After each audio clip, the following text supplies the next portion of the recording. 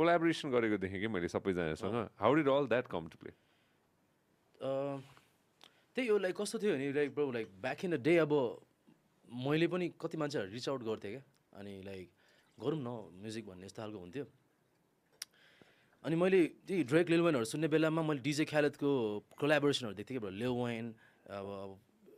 Kanye West हुन्छ नि Chris brown यस्तो मल्टिपल कोलाबोरेसन प्रोजेक्टहरू आउँथ्यो क्या हाम्रो नेपालमा चाहिँ सोलोजहरू मात्र क्या त्यस्तो फिचरिङ भन्ने कन्सेप्टै छैन जस्तो टाइपको क्या थियो अफकोर्स थियो बट लाइक त्यति साह्रो थिएन जस्तो लाग्छ है मलाई चाहिँ अनि मलाई चाहिँ होइन दर्शकहरूलाई त अलिकति फ्लेभर दिउँ न मैले यस्तो गर्नु सक्छु भने यसमा अब लाइक फर इक्जाम्पल एउटा ट्र्याक बनाउँदैछु भने यो ट्र्याकमा अब यङ वेभ कस्तो सुन्छ लाइक भिओमा कस्तो सुन्छ त्यो मेरो एउटा दिमाग झापालिस कस्तो सुन्छ भनेर एउटा दिमागमा आइदिन्थ्यो क्या अनि आई जस्ट सेन्ड प्रोजेक्ट्स अनि मलाई दामी कोही मान्छे ल्यायो भने चाहिँ म गरिदिन्छु कि दाइ हुन्छ नि म त्यस्तो मलाई यदि पैसा दियो अरू लाइक रोयल्टी दिए यस्तो पनि भन्दिनँ क्या हुन्छ नि मलाई त्यो मान्छे हङ्ग्री लाग्यो होइन अनि लाइक लेजिट स्टफ दिइरहेको छ मलाई पनि च्यालेन्जिङ लाग्यो भने चाहिँ मलाई गरिदिनु मन लाग्छ हुन्छ नि तर आजकल टाइम धेरै हुँदैन क्या अनि मान्छेहरूले चाहिँ there is impression in the market like दाइले त अन्डरग्राउन्ड म्युजिकलाई हेल्प गर्नुहुन्छ यताउति भनेर त्यो हो तर लाइक समय भएको भए म अझै गर्थेँ होला तर सकिरहे आफ्नै पनि गर्न भ्याइरहेको हुँदैन भनौँ न भीम साबुन चाहिँ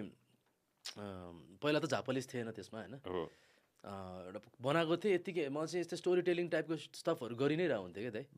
अनि यसमा पनि ल यस्तो ऱ्यान्डमली बनेको थिएँ अनि मैले यो ब्याकलगमा थिएँ मैले ड्रप गर्ने कुराहरू पनि सोचेको थिएन दाइ तर त्यो मलाई आफैलाई फनी लगाएर अनि मैले एक्कासी झापलिसबाट रिच आउट गरेँ अनि ब्रो यसमा त ब्रोले फेरि के बोलिरहेको हुन्छ नि त अनि कमेडी गरेर हुन्छ म चाहिँ ब्रोले चाहिँ के गर्छ होला अनि मैले पठाएँ भोलिपल्ट रेकर्ड गरेर पठाइदिएँ क्या त्यसरी बन्यो अनि हाम्रो खिचा स्टुडियोले बनाएको यो चाहिँ पहिला हामीले अडियो ड्रप गऱ्यो अडियोमै 2 मिलियन जस्तो भ्युज आयो अनि ल यसको भिडियो चाहिन्छ भने जस्तो भयो क्या यो इन्ट्रेस्टिङ कुरा क्या होइन views streams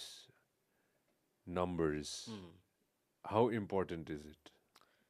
is bro like हुन्छ नि पहिला थिएन मेरो लागि होइन अहिले पनि त्यस भन्नाले लाइक त्यसले मलाई मोटिभेट गर्ने चाहिँ होइन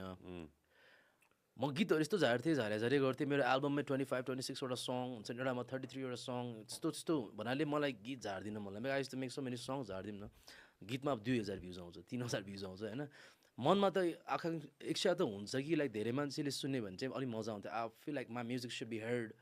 मान्छेले थाहा पाउनुपर्छ I feel like they don't know about me हुन्छ नि डिस्कभरी गरेको छैन जस्तो सो